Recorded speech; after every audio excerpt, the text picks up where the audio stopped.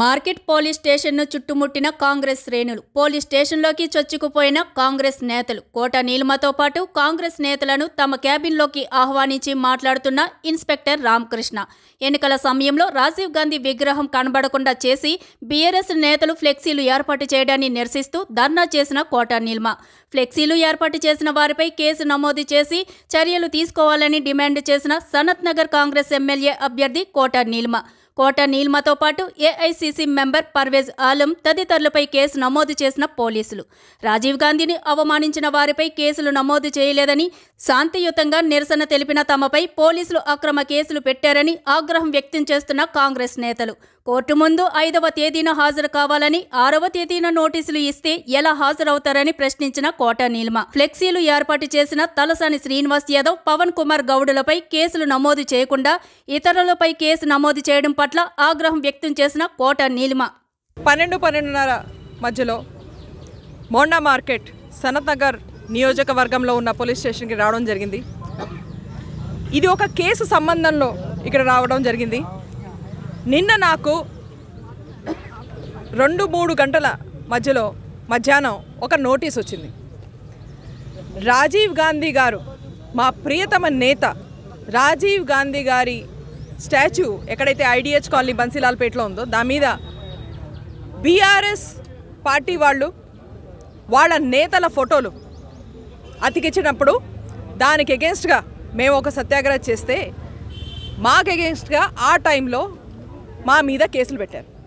నా మీద ప్రత్యేకంగా 7 కేసులు పెట్టారు. దీని గురించి నిన్న ఒక నోటీస్ వచ్చింది. ఆ నోటీసులో రాసుంది, మీరు కనుక తక్షణం వచ్చి పోలీస్ స్టేషన్లో హాజరవ్వకపోతే అరెస్ట్ చేయడం జరుగుతుందని. ఇందుకోసం ఇవాళ నేను ఇక్కడికి వచ్చాను.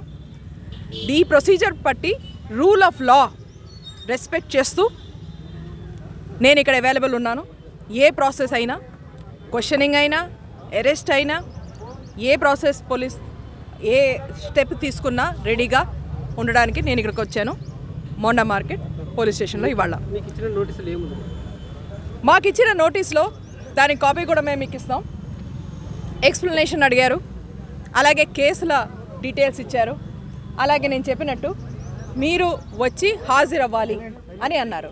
కానీ విడ్డూరం ఏమిటంటే 5వ తారీఖు 10ంటికి రమ్మని దాంట్లో రాసుంది. అది లాస్ట్ టైం, అంటే 3వ తారీఖు నుంచి 5వ తారీఖు మధ్యలో రావాలని రాసుంది.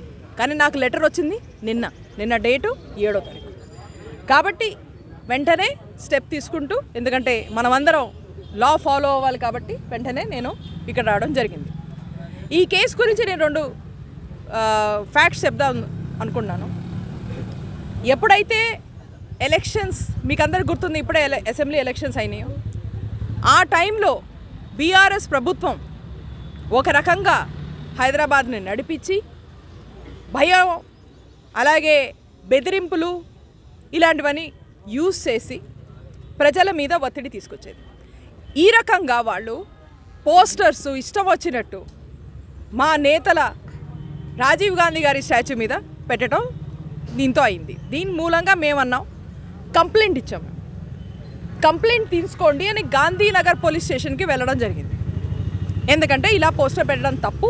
అప్పుడు కూడా మేము లాని ఫాలో చేసాం. అప్పుడు కూడా మేము ఇదే అన్నాం, కంప్లైంట్ ఇచ్చాం, ఇలా మీరు యాక్షన్ తీసుకోండి. క్లియర్గా కనిపిస్తోంది ఎవరు పెట్టారో. తలసాని గారి ఫోటో ఉంది, దాని మీద బీఆర్ఎస్ పార్టీ పేరు ఉంది, దాని మీద ఎవరు పెట్టారో సీసీటీవీ కెమెరా ఫుటేజ్ ఉంది. మీరు యాక్షన్ తీసుకోండి. కంప్లైంట్ కూడా తీసుకోలేదు ఆ టైంలో పోలీస్ వాళ్ళు. గాంధీనగర్ వాళ్ళు తీసుకున్నప్పుడు మాకు పర్మిషన్ ఉన్న ఏరియాలో, ఏదైతే మోండా మార్కెట్లో ఆ రోజున మాకు అక్కడ పర్మిషన్ ఉంటే, ఆల్రెడీ మేము పర్మిషన్ తీసుకున్నాం. ఆ చోట్లో మేము ధర్నా సత్యాగ్రహం చేయడం జరిగింది. సత్యాగ్రహం అనేది మీకు అందరికీ తెలుసు, మన కాన్స్టిట్యూషన్లో మనకి ఇచ్చిన రైట్. అది మనకి రైట్ టు ప్రొటెస్ట్ ఉంది ఈ దేశంలో.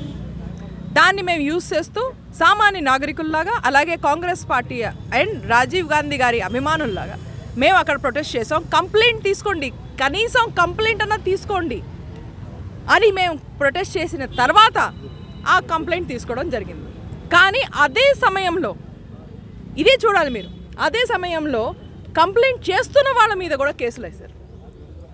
కంప్లైంట్ చేస్తున్నా అంటే బీఆర్ఎస్కి ఎవరు కంప్లైంట్ చేస్తున్నారో వాళ్ళ మీద కేసులు. ఆ సందర్భంలోనే నా మీద 7 కేసులు వేశారు.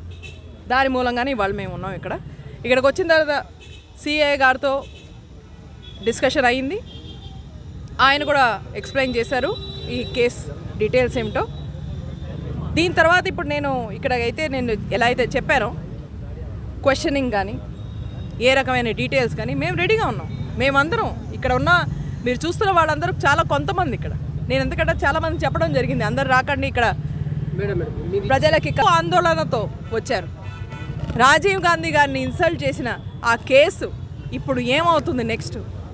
ఎవరైతే కల్ప్రిట్సో వాళ్ళు పట్టుకుంటారా వాళ్ళు నగర్ దీనంతా గురించి సిఏ గారు ఇప్పుడు చెప్తారు. అంటే అక్కడ రోడ్డు ఇందిరాగాంధీ స్టాట్యూ దగ్గరలో రోడ్డు బ్లాక్ అయినందుకు, తర్వాత 290 దట్ ఇస్ పెట్టి కేసు అది. తర్వాత 188 ఐపీసీ మన ఎలక్షన్ కమిషన్ పరిధిలో ఉన్న వాళ్ళు కంప్లైంట్ ఇచ్చారు కాబట్టి ఈ 3 సెక్షన్లతో పాటు 4 కన్నా ఎక్కువ మంది గ్యాదర్ అయ్యారు కాబట్టి రెడ్ విత్ 149 పెట్టామన్నమాట. 4 కన్నా ఎక్కువ మంది గ్యాదర్ అయ్యారు కాబట్టి 3+ రెడ్ విత్ 149 సెక్షన్స్ అంతే. ఈ 3 సెక్షన్స్ పెట్టి వాళ్ళు పర్మిషన్ తీసుకొని ధర్నాలో కూర్చున్నామంటారు. పర్మిషన్ ఉంది అంటే యాక్చువల్గా మేడం వాళ్ళు పర్మిషన్ తీసుకుంది ర్యాలీ గురించి తీసుకున్నారు. బట్ ఆ రోజు రోడ్ బ్లాక్ అయింది అనేది మాకు వచ్చిన కంప్లైంట్. అది కూడా ఫ్లయింగ్ స్క్వాడ్ వాళ్ళు ఇచ్చిన కంప్లైంట్. అది ఫ్లయింగ్ స్క్వాడ్ ఎలక్షన్ కమిషన్ పరిధిలో ఉంటారు వాళ్ళు ఇచ్చిన కంప్లైంట్. ఒత్తిడి లేదు, అది ఎలక్షన్ కమిషన్ ఆఫ్ ఇండియా అప్పుడు అక్కడ అందరి మీద నిఘా కోసం ఎవరైతే టీమ్స్ పెట్టారో ఆ టీమ్స్ వాళ్ళు, అది కూడా ఇండివిజువల్ టీం, అది మన ఇండిపెండెంట్ టీం, అది ఇండిపెండెంట్గా వాళ్ళు ఇచ్చిన కంప్లైంట్. అది మోస్ట్లీ పోస్టల్ డిలే ఉంటుంది. మేము పంపించిన 3కి పంపించాము, అది పోస్టల్ డిలే ఉంటుంది. అదే కారణంగా ఎక్స్ప్లెనేషన్ ఇచ్చారు, అవి కూడా నోట్ చేసుకున్నాం. మేము అడిగిన క్వశ్చన్స్కి మేడం క్లారిఫై ఇచ్చారు. మేడం కొన్ని యాడ్ చేశారు, అవి మేము నోట్ చేసుకున్నాం. దాని ప్రకారం మేము దాంట్లో మేము చేంజెస్ ఉంటే చేస్తాం. అంటే అటెండ్ అయ్యే నోటీస్ అది యాక్చువల్గా. బట్ కంప్లైంట్స్ అది దట్స్ ఫార్మాట్, అది ఆ ఫార్మాట్లో మెన్షన్ చేస్తాం అనమాట. ఈ ఫెయిల్ అయితే అరెస్ట్ని ఫేస్ చేయాల్సి అంటే మేడం ఆల్రెడీ కంప్లైంట్ చేశారు.